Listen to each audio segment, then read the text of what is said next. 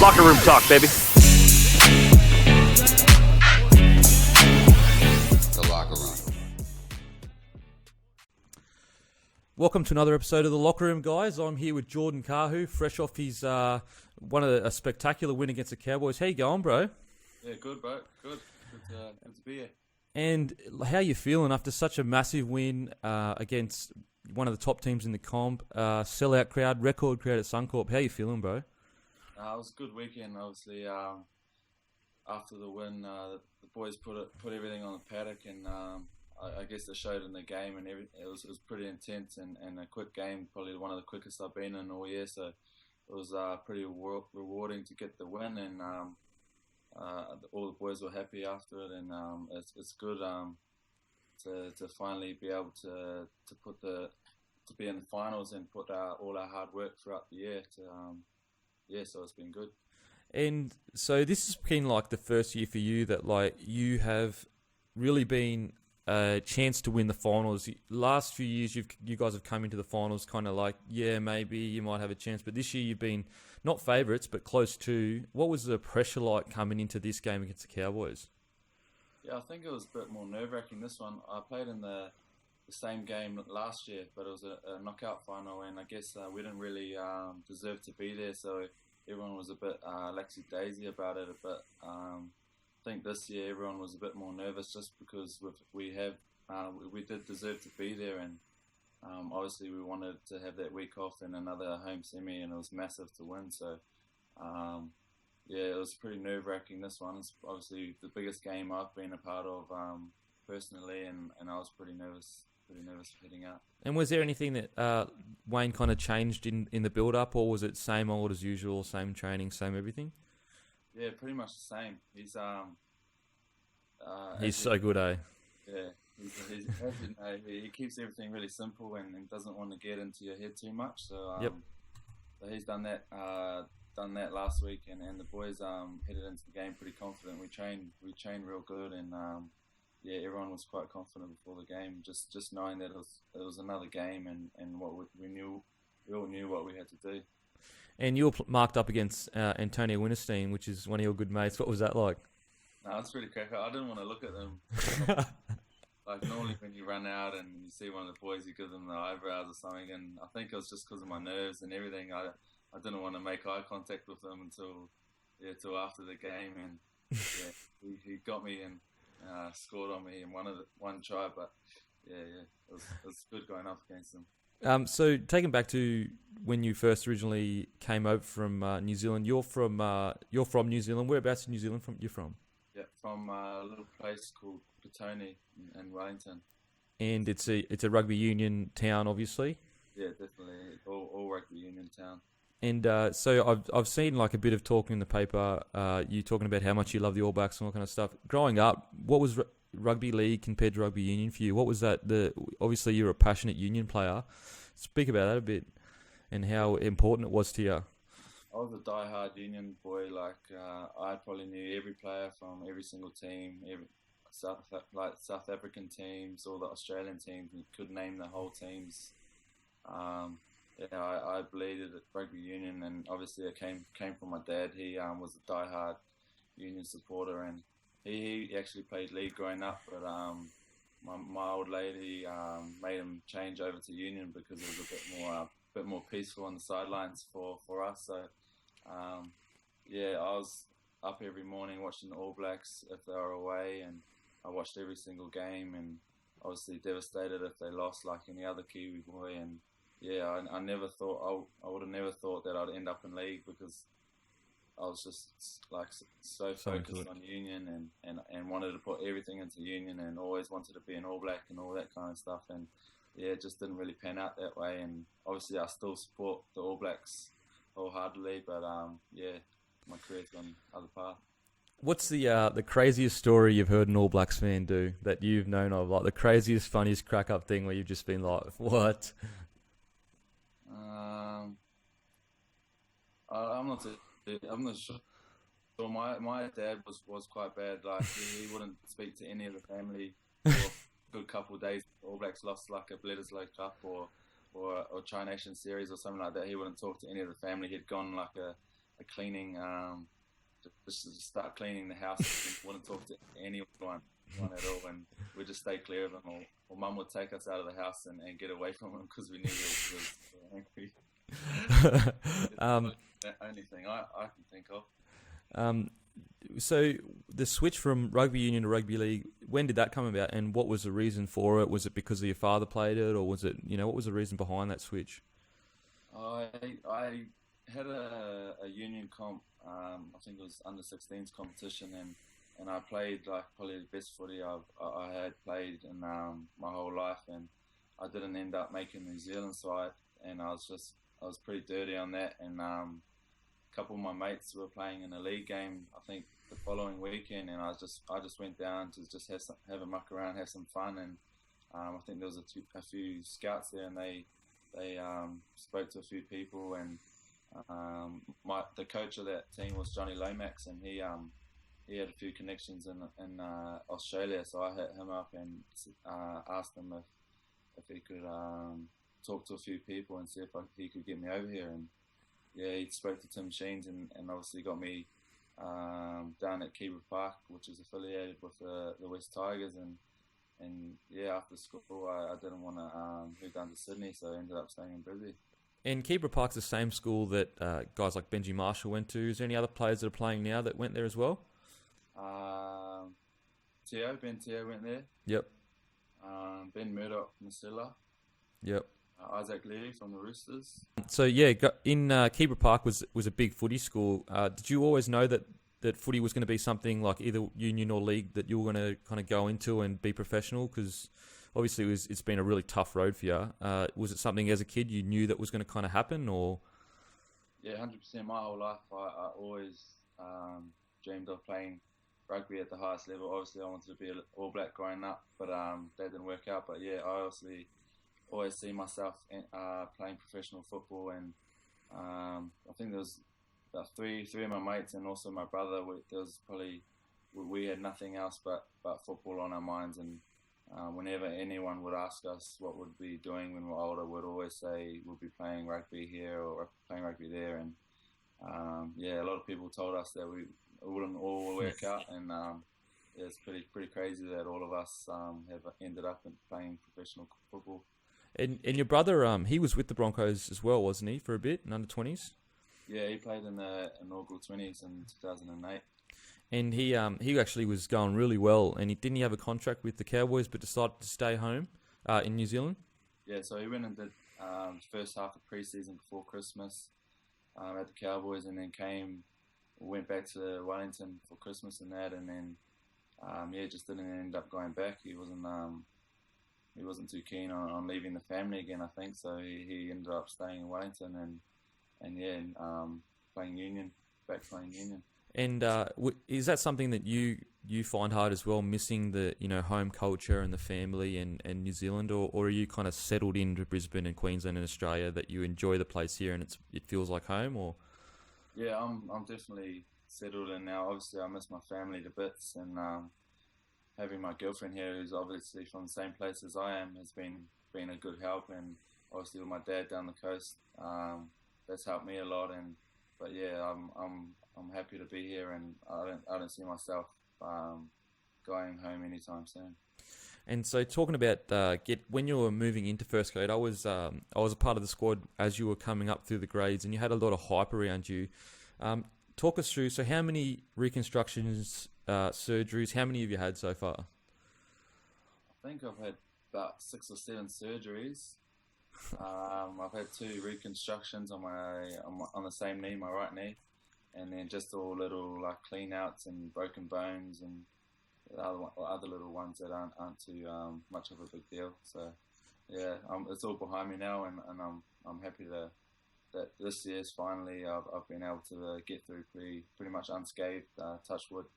Was there ever a time when you were thinking that this isn't for me, and maybe that you should go look for something else, or did you ever doubt that this was going to be your profession in the long run? No, not really. Just because I obviously haven't played first grade before I had done my knees. I think if I had played first grade, and I don't know if I was played 50, 100 games, and I'd done my knee twice in a row, and obviously I would have had a bit of doubt on myself, but I had 0 games next to my name, and I wanted to obviously make that achievement and put all my life's hard work and just keep going. So I never wanted to give up. I don't think there was any time that I thought of giving up, and obviously being around the team, as you know, keeps you going, and obviously just keeps you upbeat. And I was grateful that I had the people around me at that time. Was it frustrating each preseason? You were in the paper as the next big thing. This is your year. This is your year. Was there ever a time when you're like, this is a bit too much pressure. I haven't played in a row? Because, like, honestly, out of all at the Broncos since I'd been there, I hadn't really seen a young kid have as much hype around him that hadn't played first grade yet as yourself. Maybe since I've been gone, but you had a lot of hype before you'd even play first grade. Was that ever did it ever get on your nerves that you had a lot of extra pressure that some other guys may not have had? I think more so coming off one of my reconstructions, and there was a lot of hype around me playing. Like, I think there was 2013 playing, or 14 playing 6, and I just obviously wanted to get on the park and just play, and Yep. I didn't want to have all that pressure around me of leading the team and all that kind of stuff. And obviously I got injured again and in the trials again and did my MCL, and obviously that didn't end up working out. And but yeah, I was a little bit sick of it all, and I just wanted to obviously just get on the park and not have to worry about all the pressure and stuff, and just be able to achieve my goals. And now that you have, because you played a few games last year though, didn't you? Or was it 2013 that you played a few games? Yeah, I played, I think, 10 games in 2013, and then only 2 or 3 last year. And was it like kind of like a bitter blow? You'd played 10 games, you actually played really, really well, and everyone kind of had seen this, what you could do. Was that frustrating? Coming in, playing well, and then getting injured again, having to re-establish yourself as a first grader. Yeah, that was probably the most frustrating thing about it. Obviously, knowing that I had what it took to play NRL, and then preseason being struck down again, and not being able to play again, and just sitting on the sidelines. Obviously, when I was sitting on the sidelines and I hadn't played, I'd had no idea what it was like out there because I hadn't played it. But because I knew what it felt like, I just wanted to be out there, and it hurt a little bit more than the previous one. And this year, you started on the wing. You played a little bit of centre, and didn't you play a bit of fullback this year as well? Yeah. So I started this year playing fullback because obviously Dubs got injured in pre-season, and he was our number 1 fullback. So I filled that role until he came back, and then jumped on the wing, and then filled in centres every time Reedy or Hodjo went down. Yep. And if there was a preferred position, like if you could choose whatever position you wanted to, what would it be? Probably fullback. Obviously, playing fullback in Union, that was probably the easiest position to change to, and I came straight into fullback when I played league, and I just feel comfortable there. And obviously, wing's not too much different. You get to touch the ball at fullback a little bit more, and I think that's why I like it so much. But yeah, obviously fullback will probably be my preferred position. And next year, obviously Justin Hodges retires. Is there any talk of maybe playing centre, or is it really just whoever plays the best gets the position? I know Dale Copley's there, Jack Reed's there, so you've got a lot of competition. Yeah, definitely. It hasn't been spoken about obviously too much. I think the media speak about it more than we have. We're just focused on this year, but I'll train my best in the off season. Obviously, I want that position, and there's a few other boys that want it as well, and it'll be good, healthy competition in pre-season when it comes. And you just recently signed a new deal. How much of a weight was that off your shoulders, getting that all out of the way? Happy at the club, you guys are going really well. Was that something that you'd kind of strive for, to get a solid deal, be a part of the squad, a good squad, and kind of playing good footy? Yeah, definitely. Obviously, it took a while to be finalised and all that kind of stuff, and think it got finalised just at the right time of the year before we started heading into the finals and all that kind of stuff. And yeah, it's just great to be part of such a great club, and all the boys there are just just fantastic to be around. So I'm just happy that I get to spend another 2 years with the boys. And you also you're about to have a kid. Your partner's going to go at any time. What's that like for you? Dealing with finals, dealing with pregnancy. What's that like for you? No, it's we haven't stressed too much about it. I think baby's due this Wednesday, so hopefully she comes on time, and then we won't have to stress out about it. We've just been playing everything by ear, and I think the closer to finals we get, and if she's not here, then I think the more stressful it'll get. But obviously, I'll have to miss games if I have to, because my girlfriend obviously has no one else over here in Australia. All our family's back home, but it'll be a tough one to do if the time comes. But I think everything will work out just fine. And going back a bit, when you first got I always ask the boys this, you first got the call for your debut, what was the kind of scenario? How did it all happen? What was the feeling like after all that you'd been through to finally get there? What was that like for you?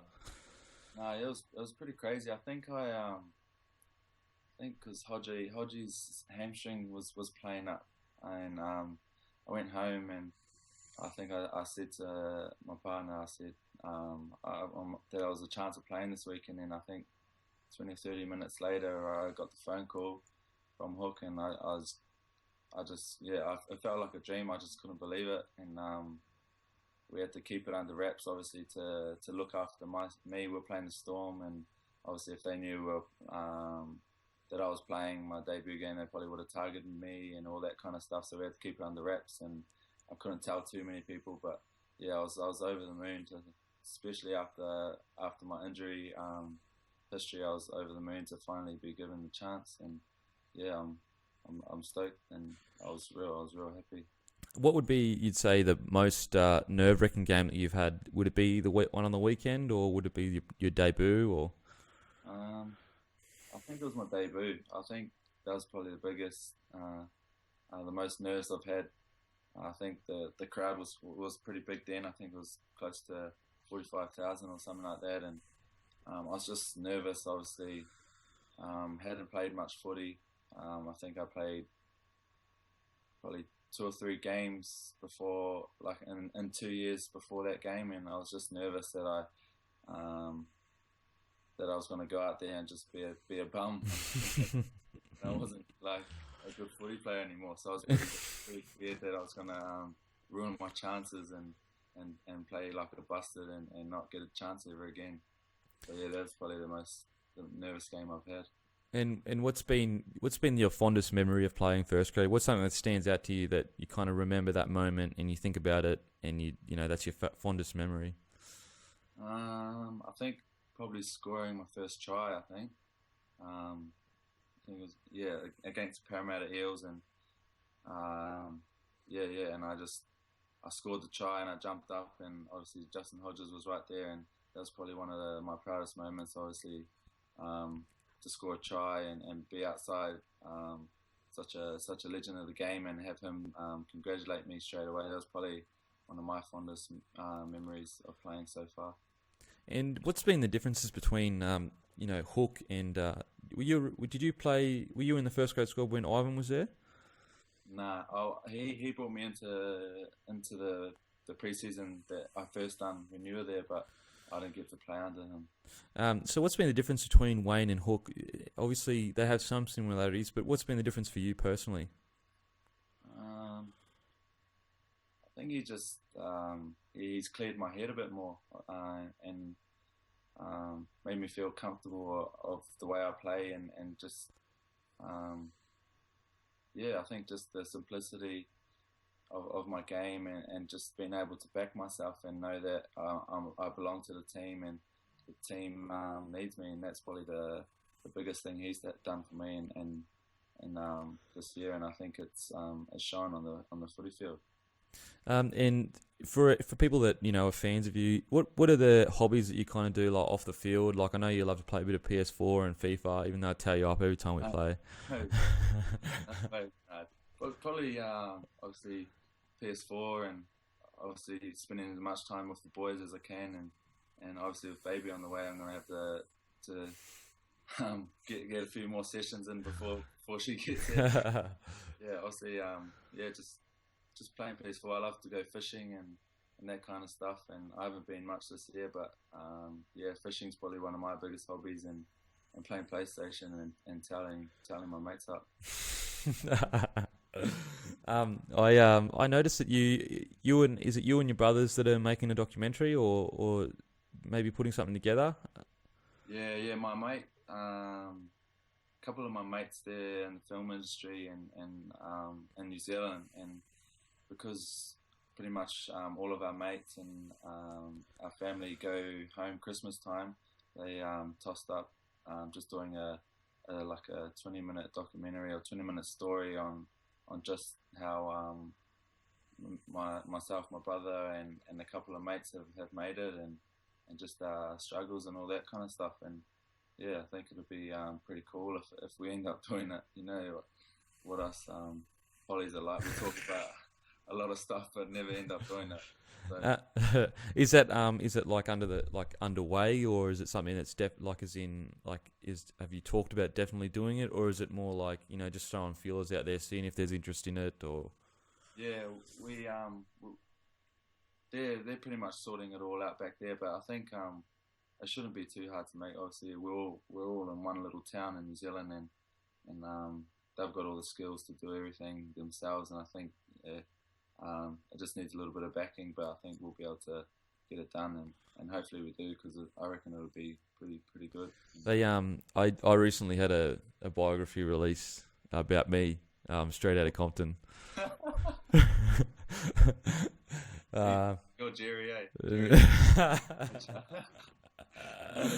Bro, are you serious? I'm a gangster, bro. I'm Suge Knight. You're Jerry. Everyone off. You're Easy at the end, just like. Oh. Did you see the conspiracy theory about that? Like someone saying Suge Knight injected AIDS into Eazy-E? I've seen the interview. Have you seen the interview of him talking? Nah. I think he's talking. It might be on like one of those Jimmy Kimmel shows or something like that. Yeah.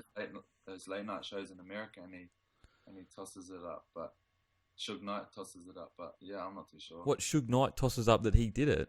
Nah, he explains what people are doing now. Instead of going out there and obviously killing people, he explains that that people are just going out there and injecting other people with AIDS, and he's like that Eazy-E thing at the end of it, and he's like, oh, everyone's trying to say that obviously yeah Eazy-E, bro. In the movie, like, gives them a fair beating, right? Yeah, I in the movies, bro, it was in gold class. We were in gold class, like, just treating the missus like whatever.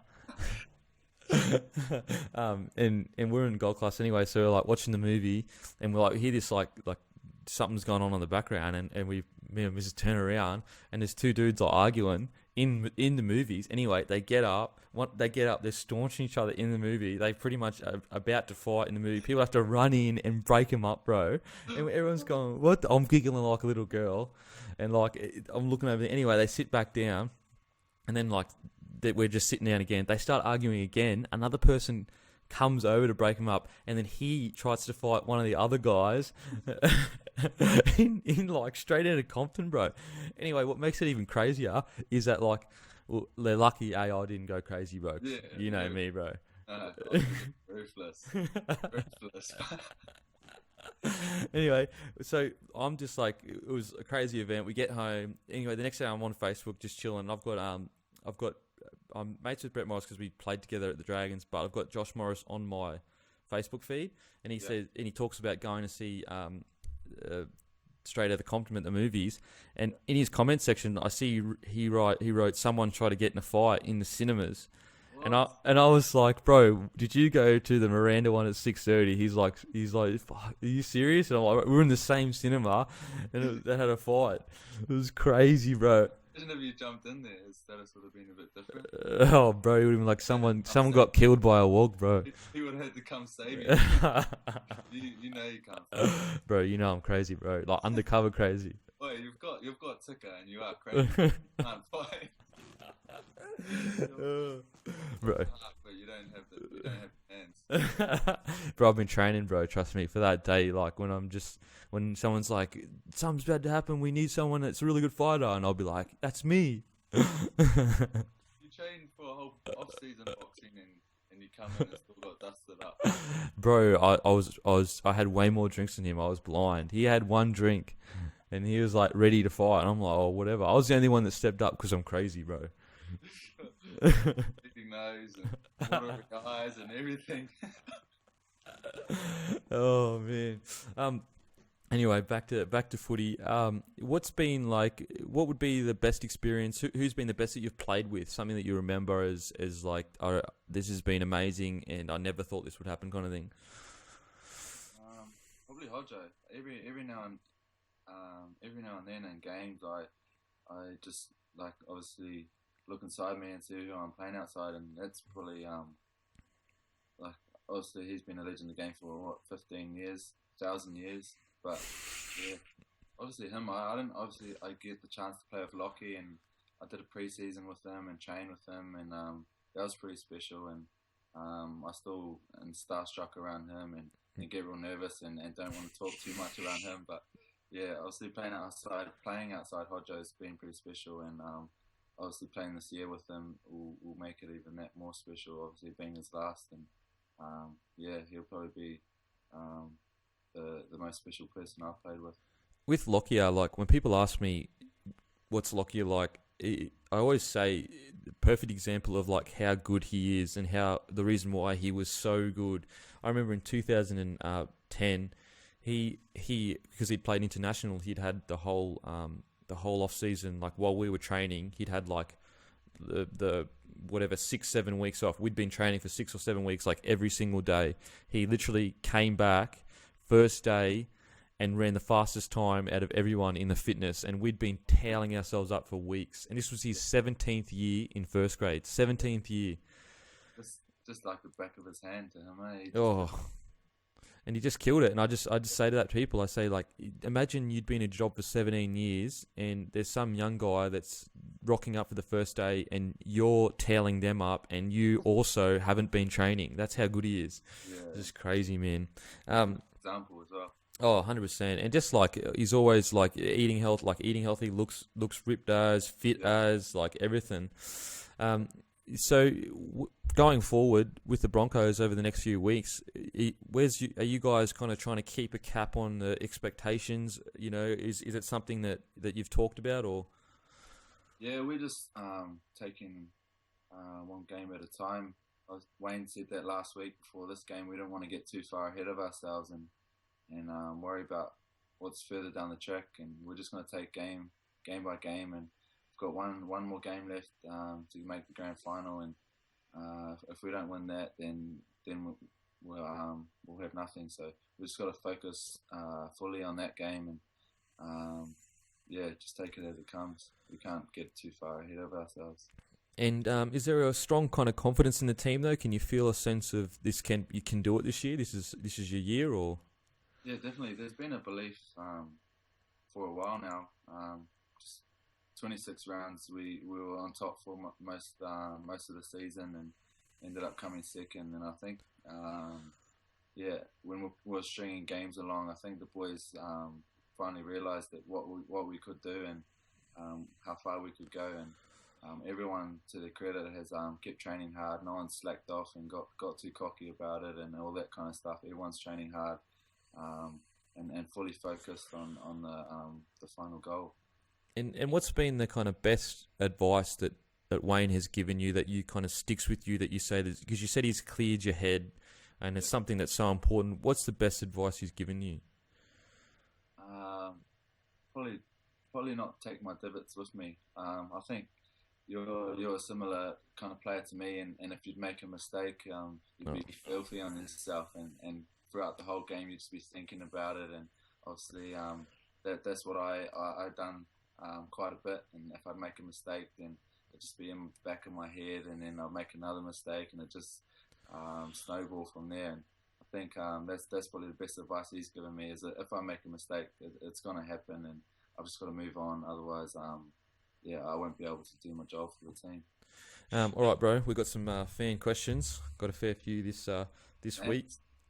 Yeah, bro. We're taking over, bro. The locker room, man. It's going straight to the top. Hard. Been watching every single one of them. I swear. Hard. Oh, bro. We've had over 100,000 views since it started. Oh, that's awesome. So it's like that's 100,000 people. Whether it's unique, I'm not sure, but it's 100,000 people that have watched each episode. So I'm pretty happy with that. It only started 12 weeks ago, so. Right. Just make sure you get your hotels right. Bro, wrong hotel. I can't believe Lexi told me the wrong hotel, bro. I was with him. Yeah, I know. I remember speaking to you. Yeah. Oh my god, it's so embarrassing. We checked every single room. You can't be here. Bro, I was like, the rest of the weekend, man, I was just like so angry and devastated. Wait, don't take divots with you, eh? Oh, bro, the divot was with me at all times. I was just like, because not only was like I thought I was going to miss an episode for a week. It was also, it cost me $200, and I'd driven like 3 hours pretty much. Anyway, it ended up working out alright because he did a Skype session with me. So,